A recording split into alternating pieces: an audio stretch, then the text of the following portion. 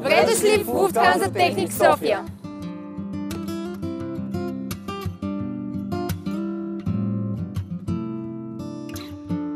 Казвам се Борислав Екимски, студент в Стопански факултет на Софийския университет и съм стажант в Lufthansa Technik София.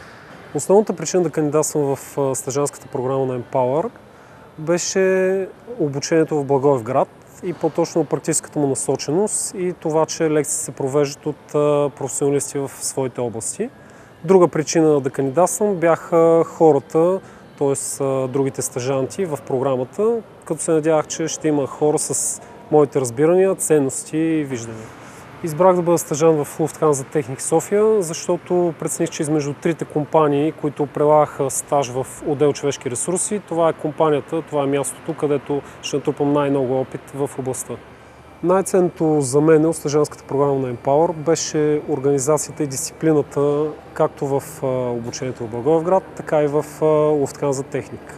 Смятам, че това е нещо, което ще им бъде от полза за напред в работата.